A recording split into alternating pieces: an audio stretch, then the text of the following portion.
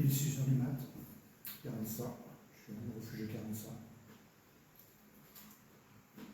Je prends mon petit déj, après je file. Je ferai le débrief juste après. Petit débrief du matin, comme à l'accoutumée. Alors, je quitte le refuge de 40 ça. C'est un tout petit refuge. Je vous avais dit hier qu'il y avait un Allemand, mais je ne reviendrai pas sur le refuge, qui m'avait aidé à retrouver mon téléphone. On s'est retrouvé au refuge. J'ai commandé une omelette, il a commandé une omelette également. Et en fait, il m'a remis en mémoire une rencontre qu'on avait eue tous les deux. Enfin, on s'était rencontrés un peu avant Saint-Jean-Pied-de-Port, autour d'une petite fontaine, en train de remplir nos gourdes. Et j'ai tout de suite percuté qu'effectivement c'était lui. Alors du point de vue des probabilités, c'est quand même relativement faible, ce genre de phénomène. Donc ça m'a vraiment... Enfin, ça nous a tous les deux assez surpris. Donc du coup, on a échangé un peu nos galères de parcours, etc. Enfin, c'était très intéressant. Donc lui, il a juste mangé une omelette et puis il est reparti. Il a marché encore 4 heures. Je pense que c'est quelque chose que j'aurais pu faire également. Parce que bon, voilà quoi. En ce moment, comme je vous l'ai dit, je réduis les étapes à cause du cagnard. Mais bon, voilà. Enfin, toujours est-il que... donc si j'en reviens au refuge, c'est un petit refuge, il y avait 20 personnes. Et il n'y avait que 2 Français. C'était moi et une autre personne qui faisait également GR10. Personne qui travaille... Enfin, qui est en retraite. Un peu comme moi, mais depuis un peu plus longtemps. Qui fait régulièrement des GR. Donc on a pas mal sympathisé aussi. Et au moment de manger, on s'est retrouvé une table de Catalans, d'Espagnols, etc. Il y avait 2 tables et de l'autre côté c'était plutôt des anglophones, essentiellement des Anglais. Donc j'avais oublié à quel point un Catalan, Espagnol, etc. c'était bavard. Ils n'arrêtaient pas de parler avec une puissance vocale assez phénoménale. Et c'est vrai pour les jeunes comme pour les personnes un peu plus âgées. Donc on se regardait, 2 petits Français. De temps en temps on sortait quelques phrases quand même pour... C'est pas qu'on avait rien à se dire, hein, mais bon, on pouvait pas discuter aussi longtemps que ce qu'ils faisaient. Je sais pas s'ils ont dû refaire le monde au moins 3 fois, mais enfin bon, au-delà de ça, extrêmement gentil. On a un peu discuté aussi avec eux, parce qu'il y en a un qui parlait français. C'est un chimiste, c'est juste un petit clin d'œil à mon fils. Voilà. Ensuite, le dortoir, j'étais un petit peu inquiet, parce qu'en général, le dortoir, là, moi j'ai déjà vu à Saint-Jean-Pied-de-Port à plusieurs reprises, quand vous avez des ronfleurs, c'est extrêmement dur. Moi je suis toujours bon là. C'est extrêmement dur de pouvoir se concentrer, enfin de pouvoir s'endormir, sachant que comme je vous l'avais dit, moi je dors assez tôt. Et puis finalement c'était le cas aussi pour le Français qui était avec moi. Mais finalement, ils ont extrêmement bien respecté. Ils n'ont pas fait de bruit en montant, parlé très doucement, etc. Donc c'était plutôt agréable, il y avait une grosse marque de respect. Donc là, voilà, chapeau bas. Donc, ensuite, alors, je pense que ça va faire rire plusieurs. Alors moi, ça me fait de moins en moins rire, mais bon, j'ai encore perdu ma casquette. Alors, c'est à peu près sûr que je l'ai perdue à 40 ça. En fait, je l'ai perdue, je pense qu'elle n'est pas perdue, elle doit certainement être dans le dortoir. Et comme je suis parti extrêmement tôt et que tout le monde dormait, j'ai pas voulu faire de bruit. Donc du coup, j'ai pas voulu y retourner. Bon, c'est une vieille casquette. J'en rachèterai une, puis je vais finir par acheter des casquettes jetables, parce que j'en ai marre de les paumer. Voilà, c'est pour une petite anecdote. Sinon, j'ai essayé de pas mal manger ce matin, mais c'était pas très copieux. Donc il y avait du pain d'épices, il y avait des biscottes, pas de beurre, pas de confiture. Le café, c'était du café à l'américaine, pas très chargé.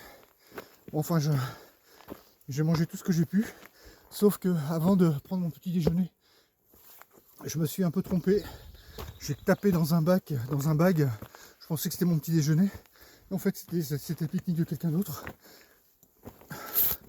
Donc, je suis vraiment désolé pour cette personne. En plus, je crois que c'est le Français avec lequel j'ai pas mal sympathisé. Mais bon, j'avais dû prendre 2 cuillerées. Je me disais, c'est quand même bizarre d'avoir du salé le matin. C'était une boîte de taboulé. Puis après, je vois du saucisson. Je dis, ah, c'est bon, tu t'es planté là. Et après, j'ai vu la thermos, le café. J'ai soulevé un torchon. J'ai vu qu'il y avait du pain d'épices, etc. Donc je me suis recalé là-dessus. Voilà. Donc là, les objectifs, il y en a un à minima, c'est Pi, PY. Il y a 5 heures de marche. Bon, c'est quelque chose qui doit se faire normalement extrêmement confortablement. Mais je dois reconnaître que j'en ai un peu marre des refuges, de la vie un peu spartiate. Hier, je me suis lavé dans le torrent. Et en allant me laver dans le torrent, j'avais un peu tout le matos. Je voulais un peu me filmer en train de me laver, etc. Sauf que je me suis cassé la figure dans l'eau en traversant le cours d'eau. J'avais tout le matos. Et la perche que je suis en train de tenir, le téléphone il est tombé dans l'eau. La perche, je l'ai cassée. Donc le bout est cassé. Finalement, le téléphone, heureusement, et un grand merci à Véronique, là, mon épouse, qui m'a acheté un étui pseudo étanche, mais quand même qui a fait le boulot. Donc le téléphone est complètement fonctionnel. Et alors il y a juste le pet d'hier que je vous ai déjà expliqué sur l'écran, mais ça n'a pas l'air d'être bien méchant. Voilà. Ouais, se laver dans l'eau froide, laver ses fringues dans l'eau froide, etc.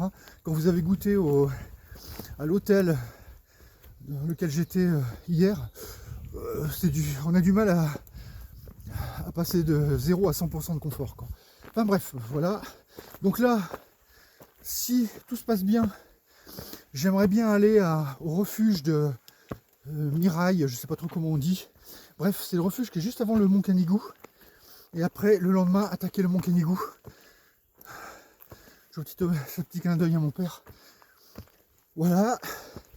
Je sais pas si je vais y arriver, je sais pas.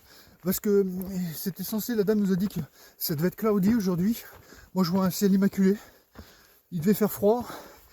C'est pas parti pour ça. Donc si je vois que c'est le cagnard, je m'arrêterai à Paille. Avant ça, il y aura une petite ville, Manset, dans laquelle je vais me ravitailler. A priori, je savais pas, c'est le français qui me l'a dit, il y a une petite auberge qui fait également supérette.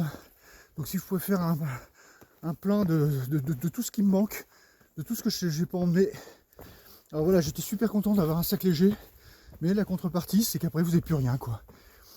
Là pour le coup, j'ai emmené qu'un litre d'eau. Alors je sais pas si c'est une bonne idée, je l'ai fait par rapport à ce que la dame du refuge avait dit, qu'il allait faire un peu frais, pas trop de soleil, mais bon, de toute façon, j'ai du ravitaillement dans 2 heures, au pire dans 5 heures, je suis à Pi, j'ai bien chargé l'estomac, normalement j'ai du carburant dans le corps, ça, je devrais pouvoir faire ces quelques heures sans trop de difficultés. Bon, on va en rester là, et je continue, parce que là je vais avoir beaucoup de dénivelé, je me demande si c'est pas 1800 mètres, quelque chose comme ça, si jamais je vais jusqu'au bout.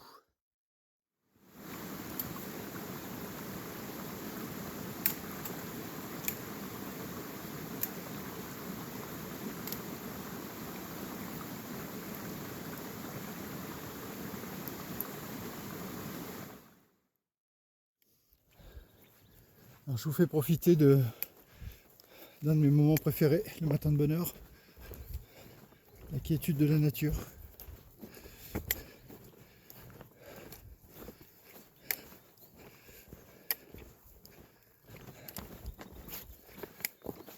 Là, il doit être 6h30.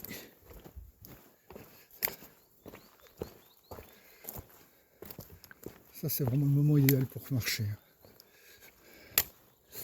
On est bien là.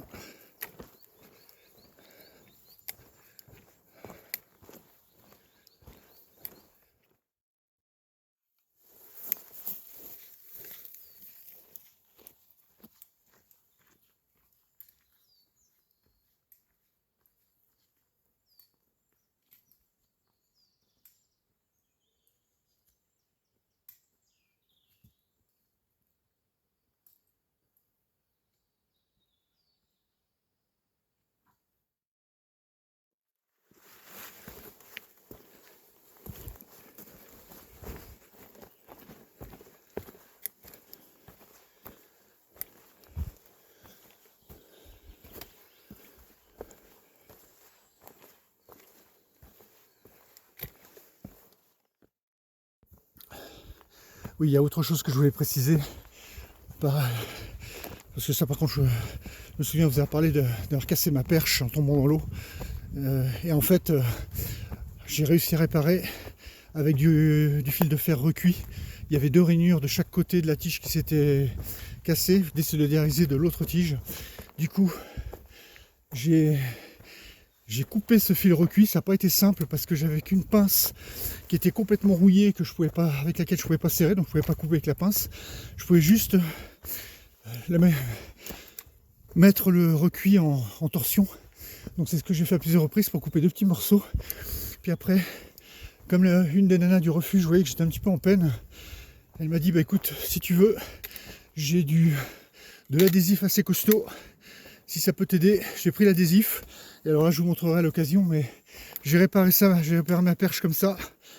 Donc là, peut-être que vous aurez des images un peu de travers de temps en temps. Bon, c'est normal, mais ça là, pour l'instant, ça a l'air de tenir. J'espère que ça va tenir jusqu'au bout. Sachant que là, il me reste 138 km à parcourir.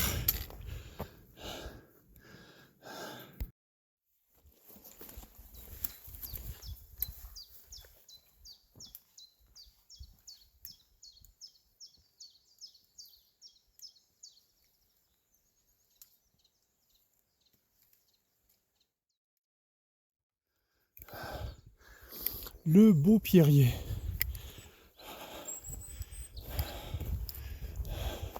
Heureusement, on va passer à côté.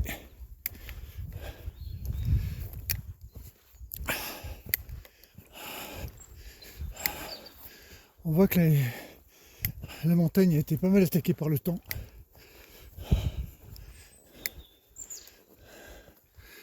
Juste à regarder tous ces éboulis.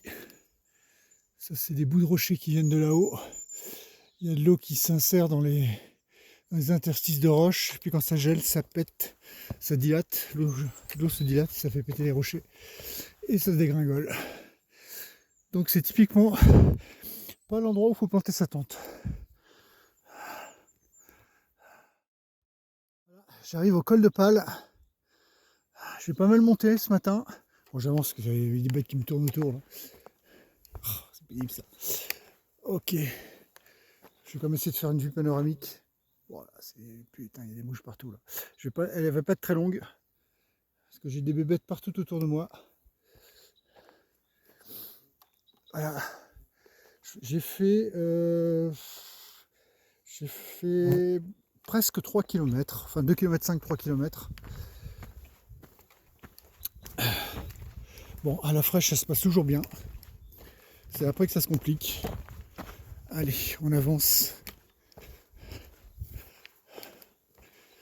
Enfin, quand je dis que je suis sur le col de Pal, je pense que j'en suis pas très loin parce que j'ai regardé sur la carte. Bon, là, je vois qu'il y a encore un petit dénivelé positif, mais je vais assez rapidement passer sur l'autre versant. Et on voit le soleil à travers là. Ouais. Je vois le dôme de la... Enfin, je vois la courbure du col. Ouais, le col finalement il est un petit peu plus loin. Voilà. On est toujours sur le GR10. Voilà, ça c'est le problème. Je regarde pas mes pieds et je me fais mal. Grand classique.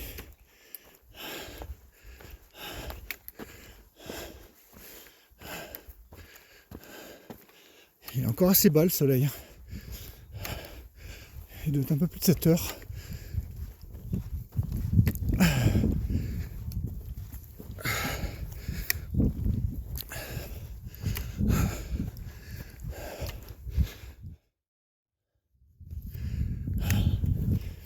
Voilà, ce coup-ci c'est bien sûr, on se rapproche du col.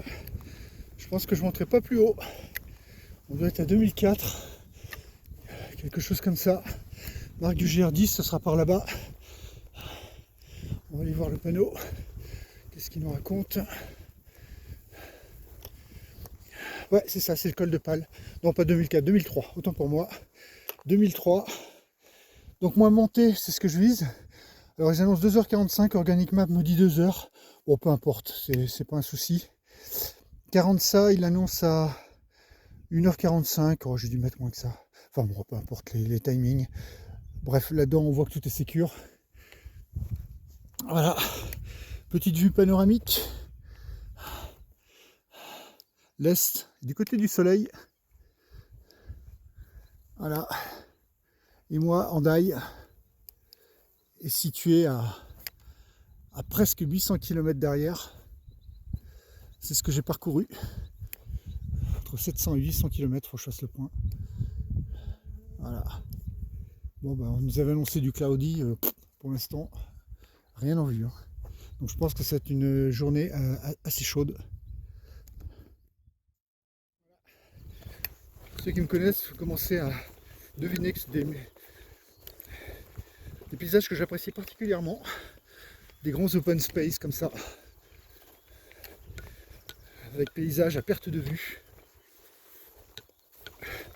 Les sous-bois ont un peu leur charme, certes, mais là,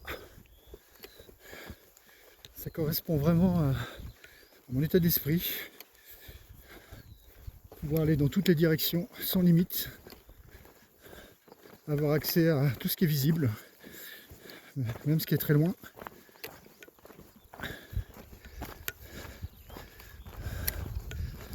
Et être tout seul là-dedans, évoluer tout seul.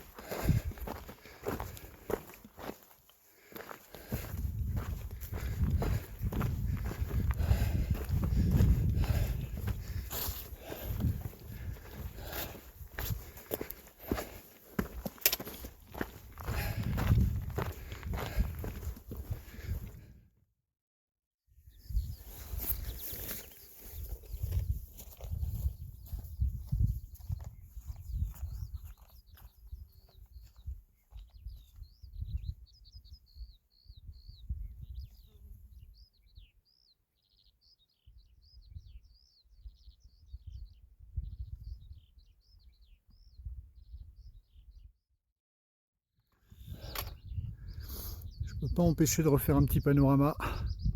Je suis à 2004, en direction de Manette, ou Manet, je ne sais pas comment on dit. À peu près 1h45 de marche.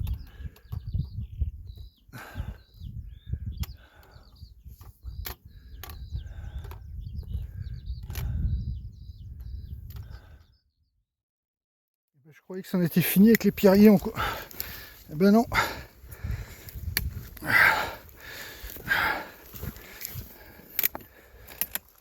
Je comprends mieux pourquoi ils ont augmenté le timing pour la descente. Je comprenais pas le 2h30. C'est probablement dû à la difficulté du sentier. Voilà. Parce que là, il faut bien calculer ses appuis. Là, on est content d'avoir les bâtons. Ça nous fait 4 points d'appui. Peu de choses à récupérer en cas de loupé. Et ça manque pas.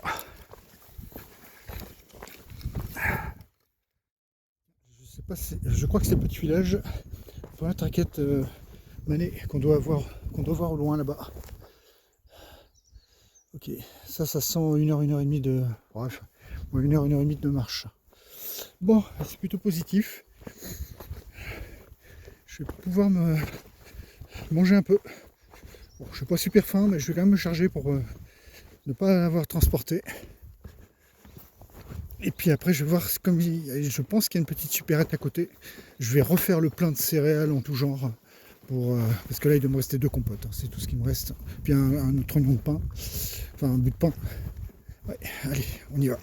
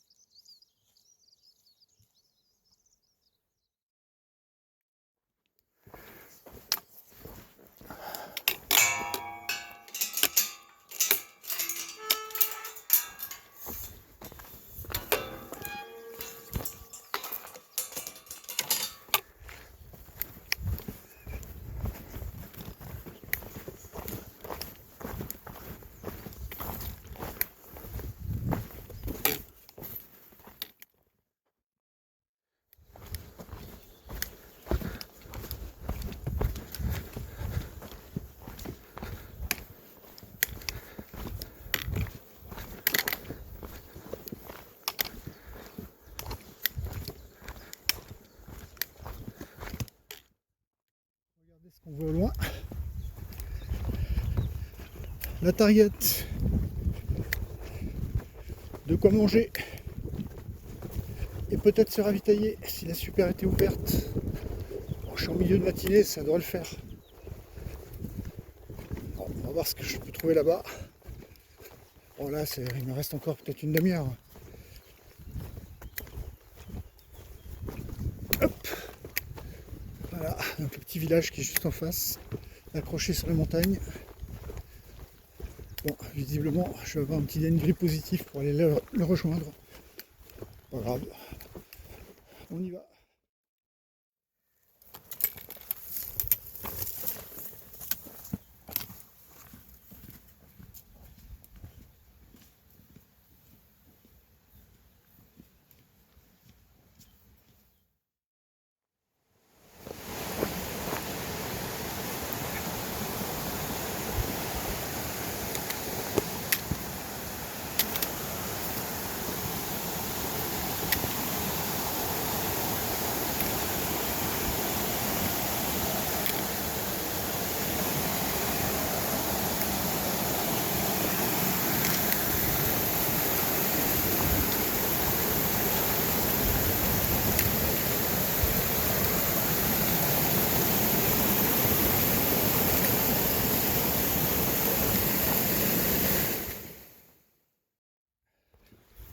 Bon, on se rapproche de plus en plus. Magnifique décor de carte postale. Sur la gauche, vous avez la montagne, avec ses structures un peu particulières. Et puis là-haut, le petit village accroché.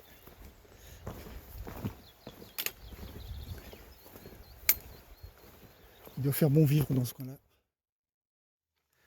Voilà, on arrive au petit village de Manet. Comme d'habitude, ça grimpe.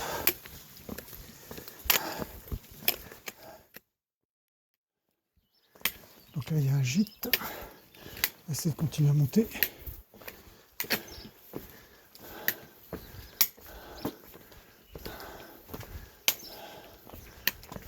Là, il y a de l'eau en bas. Ok. Qu'est-ce qu'il y a là-haut?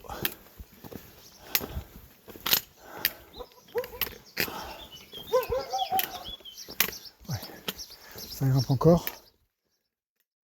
Je viens de demander à une personne locale, l'auberge que je targetais. La personne qui est dedans a pris sa retraite il y a pas mal de temps, donc c'est fermé.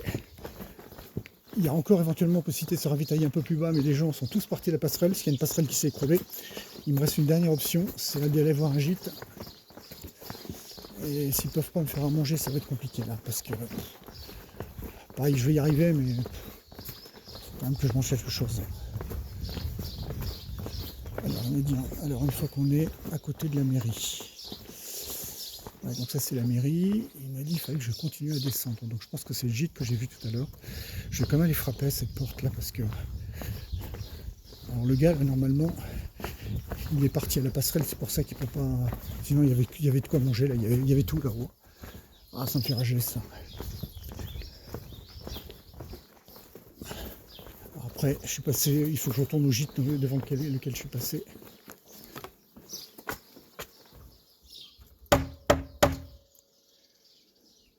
Je vais essayer de frapper pour voir. Un autre gîte. Je vais voir s'il y a quelqu'un.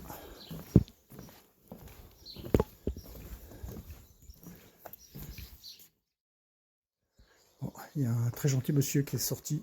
Alors, normalement, il ne fait pas nourriture et boisson. Mais là, il va faire une exception pour moi. Il va faire un petit sandwich. Donc là, j'étais prendre un coca. C'est un peu la confiance dans le frigo. Et je mettrai 2,50 €. Et là, si tout se passe bien, il va faire un petit sandwich avec du saucisson, etc. Donc c'est vraiment très gentil. Enfin, sinon, j'avais tout vu. La plupart des gens sont descendus à la passerelle, parce qu'il y a une passerelle qui s'est écroulée, donc ils sont partis dépanner. Bon, allez, je bois. Bon, ben, je repars de ce gîte où j'ai mangé.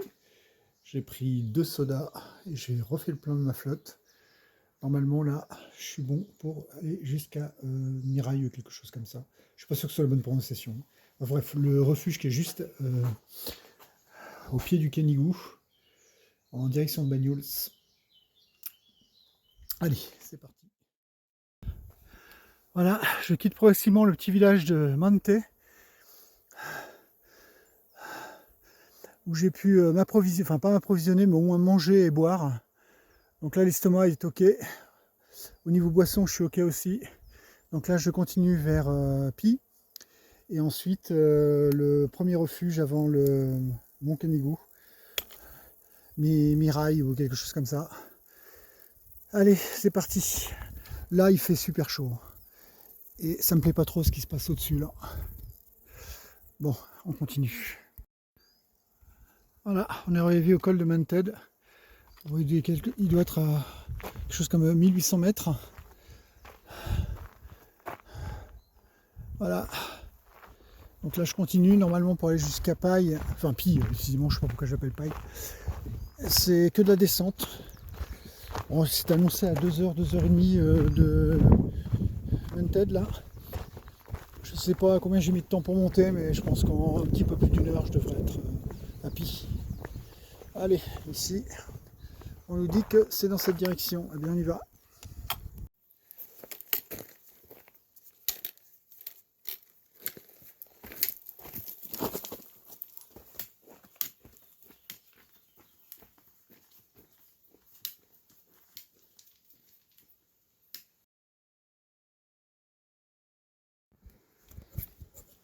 Voilà, on arrive à Paille. Enfin, Pi, oh, décidément.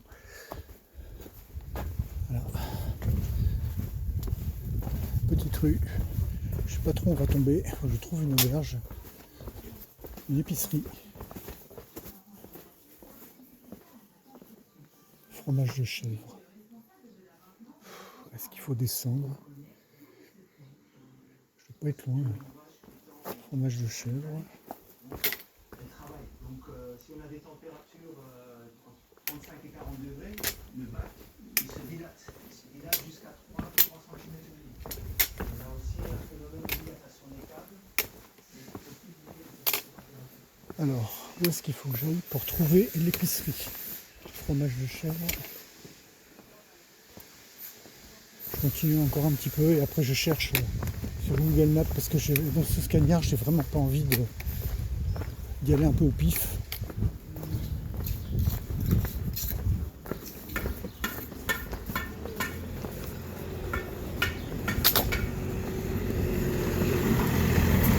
Je crois que c'est là-haut. Ok. Donc j'ai fini avec Paille. Enfin, Pi, oh, décidément. Donc maintenant je continue vers Mirail, le refuge.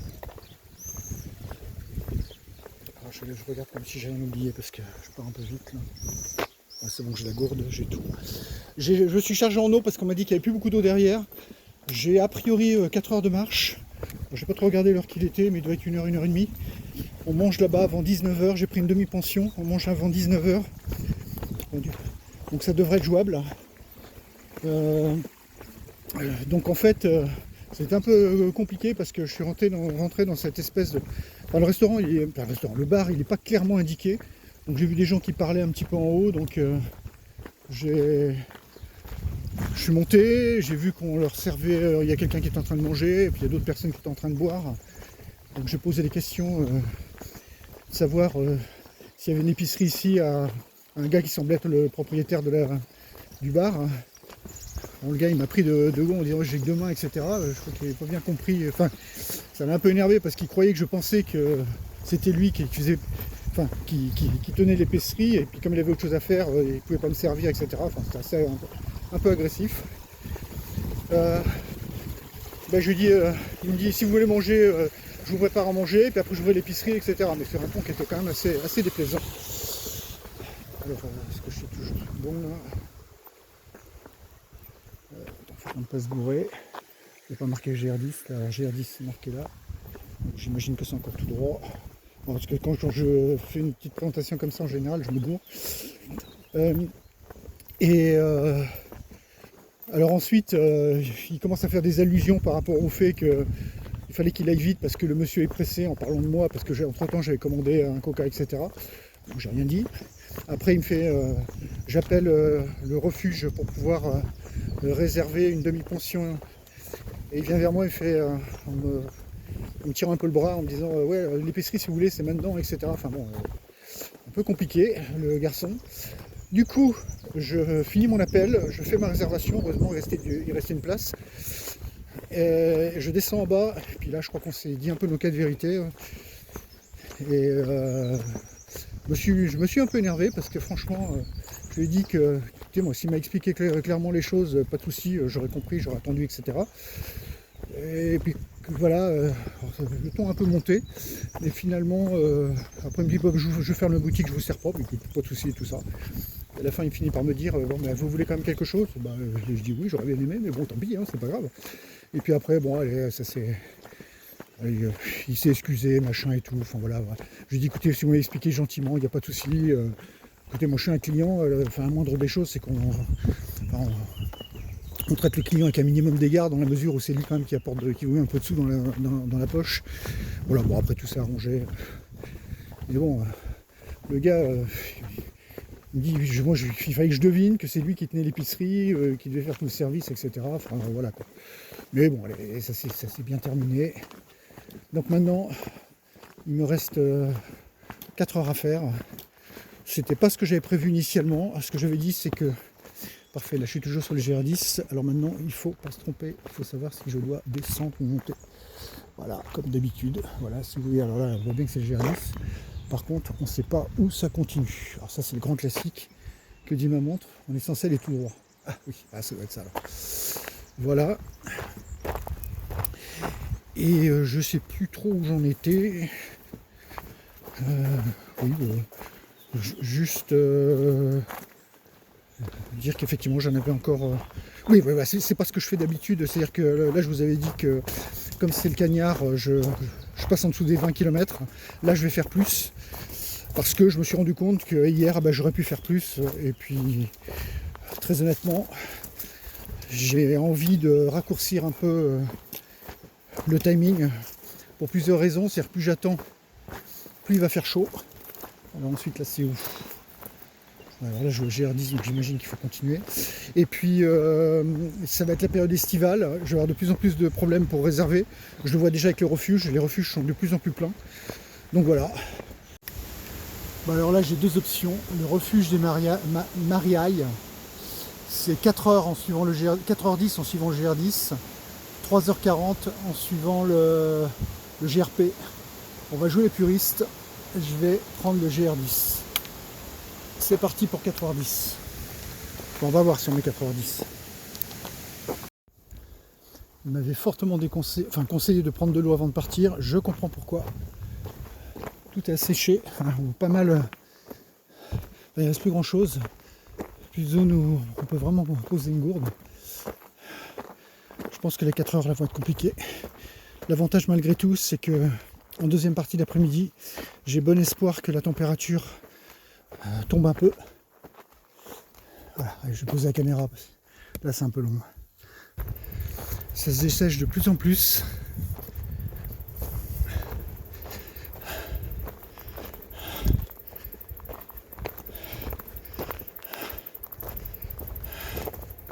Après le Mont Canigou, j'en ai déjà parlé, il faut être très vigilant sur l'eau. J'ai croisé 2 randonneurs qui faisaient l'inverse, Bagnoul-Andaille. Et ils m'ont dit qu'ils ont eu des températures jusqu'à 39 degrés. Et comme on monte pas très haut en altitude, c'est quoi, on monte de 200 mètres, 300 mètres, la température est écrasante et il n'y a pas d'ombre. Donc je m'attends à une fin de GR10 difficile du point de vue, pas du point de vue physique, du point de vue du sentier, mais plus du point de vue de la température. Il va falloir que je sois très prudent et éventuellement réfléchir à partir avec la frontale vers 4h du matin pour éviter tout ça, ou au moins limiter la casse quoi.